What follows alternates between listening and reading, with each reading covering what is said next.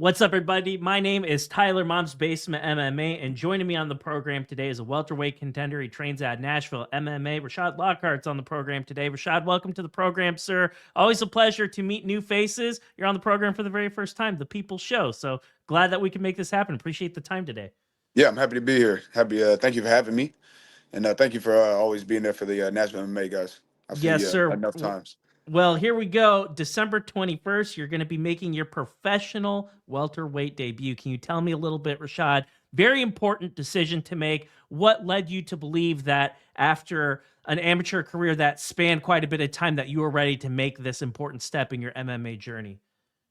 Well, just time spent. Honestly, I've only had 5 MMA fights, but I've had 2 boxing matches and about 7 kickboxing matches over the course of 10 years, and just between that, it just seemed like time. And I don't know if you've had the pleasure of watching or the chance to watch any of my most recent fights, but just the way that they're kind of going. It's not that I don't appreciate the guys I stood against, but I just want somebody who matches my skill set a little bit better. It just matches my intensity as far as their goals, as far as opponents go. So I'm just looking for that next class of warriors to go against. I know that you are going to be making your professional debut, but you're talking about a man in yourself that has been on the amateur circuit for a long time. You've been there, you've done that. What's your message to other amateur contenders out there? Like in terms of like what type of advice would you give them, especially when it comes to this decision about jumping pro? Like, what are some things that they need to do in your mind to be ready to make a step like that? My first advice in anything is always just to pray about it first if you're a praying person. If not, I would say seek the advice of the people who have been there and that you trust and who have been there in your corner and they've already been to the levels that you're trying to go to. If enough of them are telling you, hey, you're ready, and you feel not like you're not ready still, that's just imposter syndrome. And if they're telling you that you might need a little more time in the amateurs and you feeling like you're ready to go there, well then and you're ready to go at that moment, then you either make that jump and trust yourself and it'll pay out how it plays out, or you take their advice and I think you'd benefit a little more just by listening to the people with more experience. Yes, sir. Well, you made your amateur debut back in November of 2020. And then since then, I see like a totally different guy. I see a guy who's evolved. I see a guy that has this gift of finding finishes from November 2020 to December 2024. Can you talk a little bit about what are some of the biggest evolutions? What are some of the biggest improvements that you've had in your game over the past 4 years? Oh, I would guess just I would say the main thing that I have taken away is kind of molding everything that I've amassed over time. For a while there, I would do striking classes, and then I do jujitsu classes, and then you come to find that MMA is art of its own, and you got to understand the range. What works in jujitsu doesn't work necessarily when MMA comes in, and some strikes just aren't worth the takedown possibility. So just finding little things like that. And just lowering my stance, man. I stand pretty tall from my kickboxing days, and I got a karate background, so I like to keep my legs active. But sitting down on my punches honestly makes me a better fighter. It just doesn't make me the fighter I once was. So, and I appreciate you for taking notice, because I have been Well, working on it. you mentioned something that I think is very critical, something that's very interesting. It doesn't take a genius to look at you and be like, this is a guy that's a gifted striker, a guy that you probably don't want to be on the feet with for a prolonged amount of time. And if you're coaching against somebody like you, it's like, we're taking this guy down to the ground. Can you talk to me a little bit about just your grappling, jujitsu, other elements of your mixed martial arts game that have you feeling confident that, we're ready to be competing at a pro level now? Okay, well, I've been doing jujitsu probably about 4 going on 5 years, and I was just kind of in that everlasting white belt type of territory, just because just doing so many different classes. But I wrestled all through middle school. I wrestled through high school. I was a much bigger guy back then, and I was not very talented, if I'm being honest. But just the skill of it, the more I give to it, the more I get out of it. So the main thing that I've been taking away is just making sure I give more to it, doing more classes. I got my blue belt recently, and I studied judo for a good while, just with my father. So I'm a I would say that I'm a pretty good grappler. I just haven't had the chance to show it yet, and I'm excited for that chance whenever it comes. But I am not in any means looking to rush it. You know. Andrew Stewart, your teammate, big, powerful dude, and he has this gift of like finding finishes, but he also tells me like, hey, there are other parts of my game that only my teammates know about. Do you Yeah. feel like there are some similarities between you and him, like considering your background, all the things that you told me? Um, Yeah, I would say, especially now, as opposed to when we first started training together, we have a lot more similarities just because we pick up so much off of each other and just training with each other. Same with Finn and Dedrick and everybody. We just learn from each other. So there are things that I personally like to do as a fighter that I can't always do anymore because they know my tactics. So it's like, all right, well, let me see which one of my teammates I can take from their book real quick and learn something. So I just say because of the time spent, we all kind of have a similar type of at least response to things. I might be a little more keen to like a range striker than he is, but should he have to tap into that bag, I'm sure he thinks to himself, all right, let me get in my Rashad mode. Same way when I'm trying to maul somebody, I'm like, oh, let me hit him with that Andrew Wright real quick, just things like that.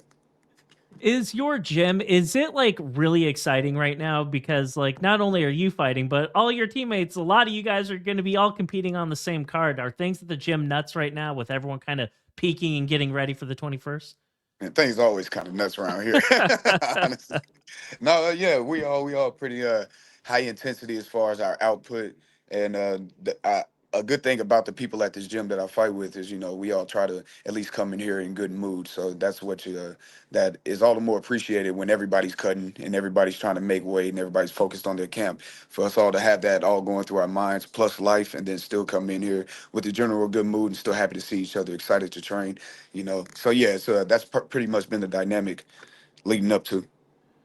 One of the more interesting things about you, and it goes all the way back to August of 2023 when you do the old Tapology scrub of you, you Ooh. are not getting out of the first round. You're finding these finishes almost instantaneously. Can you tell me like what's up with that? How are you able to like make these reads so quick? How are you able to like put these guys away? And you're making it look easy. I know it's not, but I think that's very commendable. I look at that and I'm seeing a guy with not a ton of cage time. Well, thank you. I think my main thing is just, as I was saying, with those guys I've been competing against, as far as MMA, we might have had similar records or similar amount of fights, but I had a kickboxing and a boxing background before then. Just being in the combat sports aspect so much longer, I think my fighter vision just was a little more keen than theirs. Not to mention I've been doing karate since I was a kid, so just understanding the way the body reacts a little bit is just like little superpower I have over some people, and I try not to get greedy looking for the knockouts, but also don't like to. I don't want to waste the opportunity while I have it. Also, so I think Kevin that's Hendricks, that fight lasts 15 seconds. Your most recent fight, Bruce Boyd, that fight lasts 9 seconds. That is just absolutely insane. And you strike me as the type of guy that, I know you're happy getting these early finishes, but, surely you were thinking to yourself, like, all right, we get a gamer of opponent. I'm going to get a little bit more time in the cage. And it doesn't happen. 2 fights in a row. That yeah, must be man. bittersweet in a way, I suppose. I would say so. I mean, I keep hearing from like the people around me. They're just like, "Hey, man, appreciate the easy fights while you have them." But I'm always like, even those fights, I walked away with like a foot injury or an elbow injury or something. It's like there are no easy fights, and so just knowing that, even going in before a fight, I'm always thinking like I'm playing these guys up to be like the best in the world, out of respect, just for the them Sure. sharing the cage with me. And then I get in there and I'm like, all right, now I'm going against this guy. He's got this plan for me. I know it, and then I get to do none of it. And it's like, well, but I appreciate the camps. Absolutely. Well, here we go. I won't say a quick turnaround, but a quick-ish sort of turnaround. The Boyd fight happened this summer in June, and now we're getting ready to make the pro debut here in December. Was that part of your plan all along to make this pro debut at the end of the year, or did it just kind of work out that way? I was actually hoping, Lord willing, that this December fight could be would have been my second pro fight. And Grady, who I'm about to fight in a couple weeks, I was supposed to fight him um, a couple cards ago. Hmm. So I was hoping to get one actually a little sooner than this one, and then do an actual quick turnaround with this December fight. But it didn't play out that way. Something happened in that fight, didn't get scheduled. Seems like everything went okay with whatever he was going through. I hope everything was all right, and we were able to get it scheduled for December. And so yeah, it was the plan to go pro after the Bryce Boyd fight, and whatever fight came next would just be my first pro. Well, you invoke the name of your opponent, Thomas Grady. He's the man you'll be sharing the cage with in this pro debut. Can you break this guy down for me? Because I feel like when you look into this guy, there's like a lot of information that you can glean from him. Right now, things aren't looking so hot in terms of his pro career, but you go back even further, he had a ton of success as an amateur. Is his record maybe a little deceptive in your opinion? I would say so for sure, and I'm never one to judge people on their worst days, and I would like to think that anybody who saw me lose a fight would agree with me in saying it was just a bad night, or it was just a bad day for me, but wouldn't write me off as a bad fighter. So I'm not going to do the same to him. I do look at his old fights. I've honestly watched more film on his amateur fights than I have on his pro fights, just because I feel like he had a little more confidence then, and so I wanted to see that side of him. And now and then I go look at his pro fights, and I really been paying attention to what he's missing between the two, Mhm. competition levels, and that's really what I've been honing on as far as like focusing on a camp of my own. So In a way, I would kind of look at this man and think to myself like, you don't really have anything to lose, man. Like, go out there, put on a fight against Lockhart, and get it done. You have nothing to lose. There's no pressure. The pressure's all on this guy. Go out yeah, there and just let it rip. In a way, does like a fighter with that sort of mindset, like, does that make that like an extra sort of challenge for you in a way? nah, man. Honestly, just because you know, I don't know. I do security for a living, and so it's like you can't really question somebody's mindset when the time comes. The time comes, and it's like he could be as confident as he wants to. He could be beating down on himself if he wants to. But when the cage closes, it'd just be me and him in there, and it'd only be us in there and the ref. So all that other just his will and everything. I'll just come assuming that it's already at its peak level, whether it is or not. I'm always assuming that he knows he's going to get it done, and it's like, all right, well, cool. Well, here we go, pro debut. And for people who've never seen you perform before, like, how would you kind of like explain yourself? Like, you've mentioned a lot of things. You mentioned striking, you mentioned karate. That's, are we talking about like, can we expect to see some Wonder Boy stuff up there on December 21st? Can you tell for people who've never seen you fight before, what can they expect when they watch you share the cage with Grady here in a few weeks? uh, Patience and opportunity. Honestly, I'm never looking to do anything but win the fight. So I'm not looking to be flashy. I'm not looking to showcase anything specific. I'm just looking to be the best, display my martial arts as best I can in the moment, and walk away with that victory, and walk away with my head held high, and hope Well, everybody gets safe. we get the job done here. 1-0 pro debut. That's the dream. That's what you've been envisioning for a really long time. Before I let you go, could you tell me a little bit, Rashad? Like, what are some of the goals that you have for 2025? How active do you want to be? And like, are there certain guys out there in your area that you want to fight? 3 to 4 fights for sure. I'm looking at. And as far as guys I want to fight, no, I ain't got my eye on anybody specific except Thomas. I just there's just nobody I wouldn't fight. So I guess I stretch it out to anybody who sees me and would like to fight me. I appreciate the offer and the challenge, and I would accept it happily. Absolutely. Well, sir, I really appreciate your time. Before I let you go, wanted to give you an opportunity because I know that there are a lot of people that work with you behind the scenes to put you in a position to go out there and to compete. If there are any coaches, teammates, sponsors, anyone that you'd like to thank, sir, let's do it.